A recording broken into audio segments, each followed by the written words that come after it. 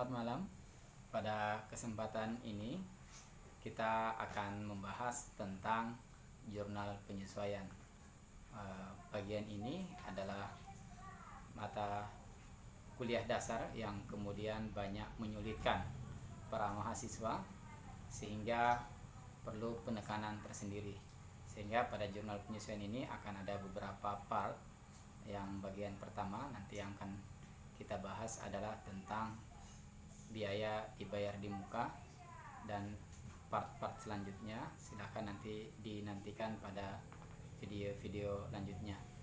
Sebelum kita masuk di materinya, jangan lupa untuk subscribe, like, komen, dan share untuk kepentingan berbagi ilmu pengetahuan.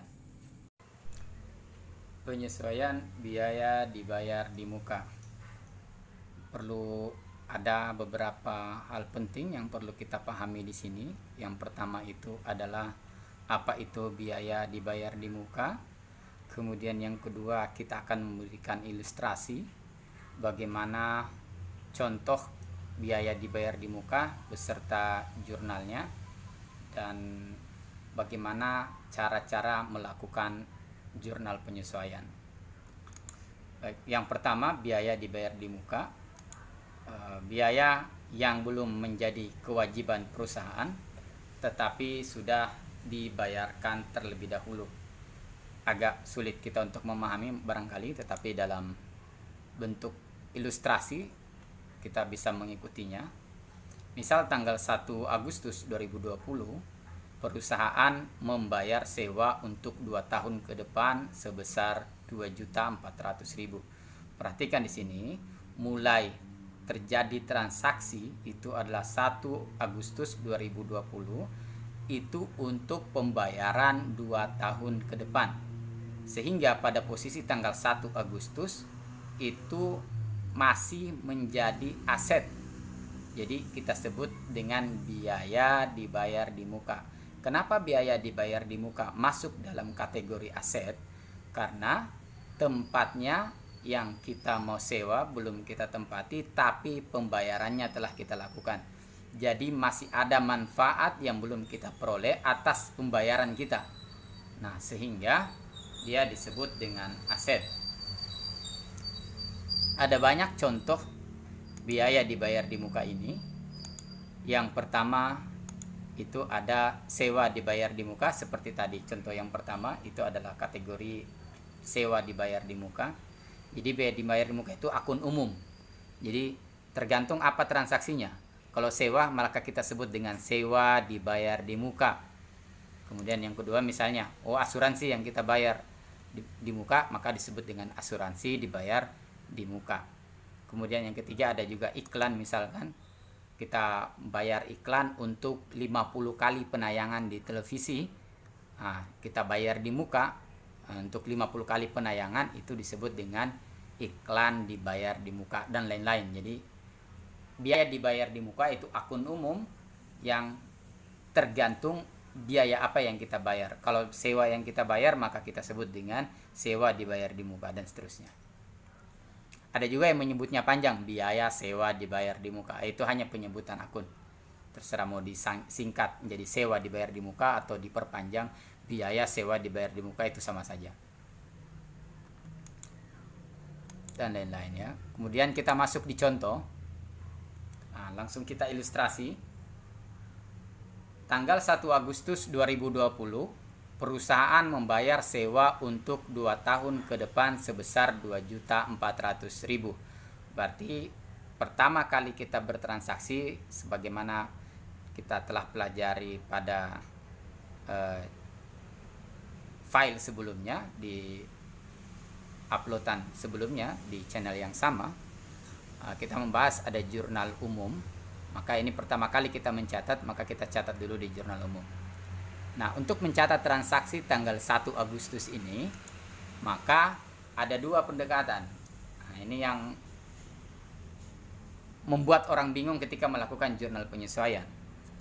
Nah, jadi tanggal 1 bulan 8 itu saya bisa mencatatnya dengan 2 metode. Yang pertama, saya pakai pendekatan neraca, maka sewa yang saya bayar tadi saya sebut sebagai sewa dibayar di muka dan masuk kategori aset.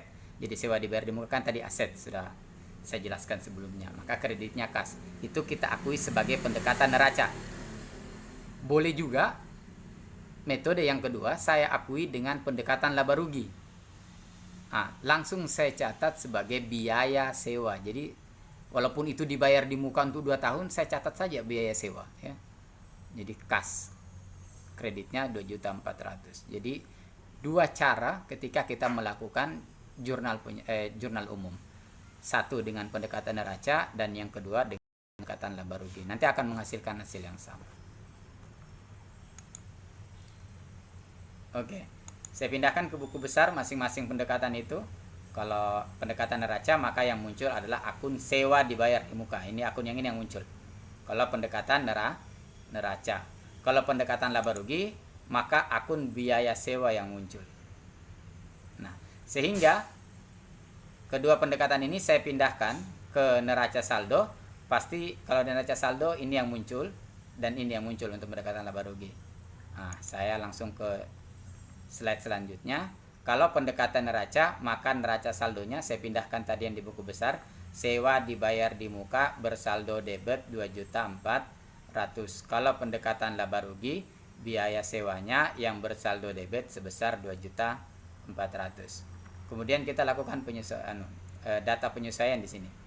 Sewa dibayar yang tadi adalah sewa dibayar untuk 2 tahun terhitung tanggal 1 bulan 8 2020. Jadi mulai di sini kita bayar untuk 2 tahun.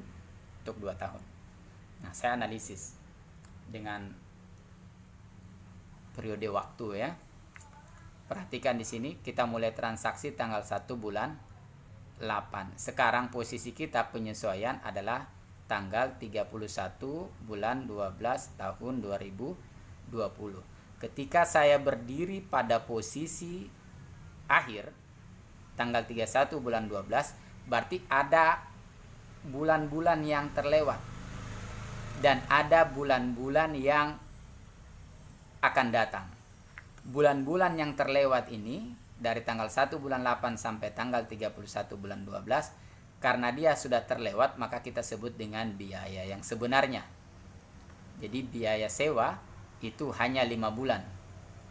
Karena 1 bulan 100.000, maka untuk 5 bulan biaya sewanya adalah 500.000. Dan di yang akan datang belum kita lalui, itu disebut dengan sewa dibayar di muka. Maka saldo sewa dibayar di muka yang sebenarnya adalah 1.900.000 karena ada 19 bulan. Mulai 31 bulan 12 sampai tanggal 1 bulan 8. Nah, ketika ini data, ini analisisnya, sekarang kita tinggal membuat jurnal penyesuaiannya. Nah, kita ke slide selanjutnya. Ini kita pakai cara yang pertama. Saya akan sering bolak-balik, perhatikan. Sini sewa dibayar di muka 2.400.000, maka ini yang saya buatkan buku besar. Hanya sewa dibayar di muka, makanya di sini Anda lihat. Di sini sewa dibayar di muka bersaldo 2.400.000. Padahal sewa dibayar di muka menurut analisis tadi, ini sewa dibayar di muka adalah 1.900.000, sehingga saldonya di sini harus 1.900.000. Jadi saldo itu di bawah 1.900.000. Nah, supaya dia 1.900.000 saldonya, maka harus kita kurangkan sebesar 500.000 di sebelah kredit. Nah, tadi yang 500.000 ini telah kita lalui periodenya, maka kita sebut dengan biaya sewa. Ada muncul akun baru, namanya biaya sewa untuk pendekatan neraca. Perhatikan, ini saya bagi dua. Yang sebelah kiri pendekatan neraca, yang sebelah kanan adalah pendekatan laba rugi. Sehingga saya buat jurnal penyesuaiannya, saya tinggal catat. Yang debit duluan saya catat, maka saya catatlah biaya sewa debit 500.000, kemudian sewa dibayar di muka kredit sebesar 500.000. Ini pendekatan neraca. Sedangkan pendekatan laba rugi, perhatikan neraca saldonya. Oh, pendekatan laba rugi di neraca saldo yang muncul adalah biaya sewa. Nah, ini orang kadang membingungkan. Di neraca saldonya biaya sewa, nanti dia buatnya saldo sewa dibayar di muka, jadi tidak ketemu nanti. Jadi mengikuti neraca saldo. Oh, di sini biaya sewa, maka nanti saya catat juga di sini adalah biaya sewa. Oh, saldonya tadi debit 2.400.000. Padahal menurut analisis biaya sewa di sini adalah 500.000, maka saldonya harus 500.000 di sini. Sehingga dikurangkanlah sebesar 1.900.000. Nah, menurut analisis tadi yang 1.900.000 adalah sewa dibayar di muka. Nah, untuk pendekatan laba rugi, akun baru yang muncul adalah sewa dibayar di muka. Sedangkan biaya sewa adalah akun lama, dia sudah ada neraca saldo. Sedangkan sewa dibayar di muka adalah akun baru yang muncul aset sebesar 1.900.000 di debit. Ingat, jurnal penyelesaian pasti ada debit, ada kredit. Makanya yang kita catat duluan pertama debit. Nah, tinggal kita pindahkan. Oh, yang debit sewa dibayar di muka, maka kita catatlah sewa dibayar di muka 1.900.000. Kemudian biaya sewa kredit 1.900.000. Nah, selesai untuk cara yang pertama. Untuk pendekatan neraca, maka sewa dibayar di mukanya yang dikredit. Untuk pendekatan laba rugi, biaya sewanya yang dikredit. Perhatikan. Nah, sekarang kita pindah ke cara yang kedua. Nah, ini saya sering pakai cara yang kedua. Saya tidak terlalu pusing dengan cara yang pertama yang mesti membuat ini. Cuman kita harus kuat di saldo normal ya. Oke. Ini cara yang kedua. Perhatikan cara yang kedua. Ini pendekatan neraca, ini pendekatan laba rugi. Cara yang kedua ini saya lebih suka. Kenapa? Saya tinggal mundur ke neraca saldo. Oh, pendekatan neraca yang dicatat adalah sewa dibayar di muka di debit sebesar 2.400.000. Saya tidak mau pusing. Kalau dia di debit, berarti kalau saya sesuaikan pasti nanti di kredit. Langsung saya catat dia sebelah kredit. Langsung saya catat. Tidak usah dulu kita bahas angkanya. Untuk akunnya saja. Yang tadinya debit saya pindahkan di sebelah kredit, sewa dibayar di muka. Lawannya pasti biaya sewa. Karena kalau sudah kita hilangkan sewa dibayar di muka, pasti debitnya biaya sewa. Nah, jadi untuk cara yang kedua langsung biaya sewa kreditnya adalah sewa dibayar di muka. Yang duluan kita ketahui cara yang kedua itu kreditnya. Nah, persoalannya di sini angkanya. Kalau pakai cara ini kadang orang terbalik angkanya. Yang mana yang saya pakai? Yang 500.000 kah atau yang 1.900.000? Ini orang pusing. Sederhana. Perhatikan. Di antara kedua ini mana yang saldonya normal? Perhatikan, oh sewa dibayar di muka ini aset. Oh, dia harusnya biasanya di debit. Sekarang posisinya di kredit. Tidak usah diperhatikan. Karena dia tidak normal. Biasanya di debit, sekarang posisinya di kredit. Berarti yang normal di sini adalah biaya sewa. Karena dia yang normal, maka angka biaya sewa yang kita cari. Lihat analisis kita. Angka biaya sewanya berapa? Angka biaya sewa tadi. Oh, di sini kita lihat. Oh, biaya sewa kita adalah 500.000. Tinggal saya taruh. Saya catat 500.000 selesai. Untuk pendekatan neraca. Untuk pendekatan laba rugi, sama logikanya. Saya kembali ke neraca saldo dulu. Oh, saya baca. Oh, untuk pendekatan laba rugi, di neraca saldo ada biaya sewa sebesar 2.400.000 debit. Ini pasti debit, biaya debit. Jurnal penyelesaiannya pasti akun biaya sewa ini saya harus pindahkan di kredit. Itu kuncinya. Langsung saya pindahkan di kredit. Maka coba perhatikan di sini, langsung ada biaya sewa di sebelah kredit. Karena terlalu besar biaya sewa yang dicatat, maka berarti ada sewa yang belum menjadi biaya. Itu namanya sewa dibayar di muka. Pasti pasangannya begini. Langsung saja. Sekarang sudah kita dapat. Oh, akunnya berarti sewa dibayar di muka debit, biaya sewa di sebelah kredit. Pertanyaannya angkanya sama dengan yang tadi analisisnya. Kita bertanya, mana yang normal di antara keduanya? Kita tanya dulu. Biaya sewa itu biasanya saldonya itu debit. Sekarang posisinya dia di sebelah kredit. Berarti biaya sewa ini tidak normal, tidak usah ada perhatikan. Berarti pasti yang normal adalah sewa dibayar di muka aset. Ini aset di debit, oh berarti dia yang normal. Nah, karena dia yang normal, maka angkanya dia yang saya cari. Berapa angka sewa dibayar di muka? Tinggal kembali ke alat analisis tadi. Alat analisisnya sewa dibayar di muka yang sebenarnya adalah 1.900.000. Tinggal saya masukkan angkanya. 1.900.000. Selesai jurnal penyesuaiannya. Sekarang kita simpulkan. Kesimpulannya, sewa dibayar di muka untuk pendekatan neraca ini saya bagi dua. Ada pendekatan neraca, ada pendekatan laba rugi. Untuk kesimpulan di pendekatan neraca, perhatikan, sewa dibayar di muka di neraca saldo pertama tadi adalah 2.400.000. Karena terlalu besar, kita kurangkan di jurnal penyesuaiannya itu sebesar 500.000. Sehingga yang dibayar di muka adalah 1.900.000, otomatis biayanya adalah 500.000. Pendekatan laba rugi. Perhatikan di sini. Biaya sewa di neraca saldo 2.400.000 dikurangkan dengan 1.900.000 yang ini. Kurangkan di jurnal penyesuaian 1.900.000, jadi biaya sewa tetap sebesar 500.000. Perhatikan. Di sini biaya sewanya 500.000, di sini biaya sewanya juga 500.000, pasti sama.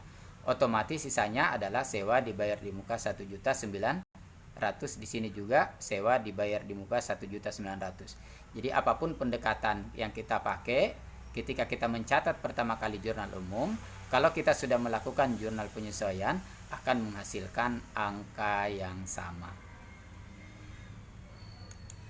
Ya. Itulah penjelasan tadi tentang jurnal penyesuaian untuk biaya sewa. Jadi Anda bisa aplikasikan untuk sewa, untuk kemudian asuransi, untuk iklan, sama logikanya. Jadi sama logika cara melakukan penyesuaiannya. Kuncinya apa tadi? Perhatikan kembali.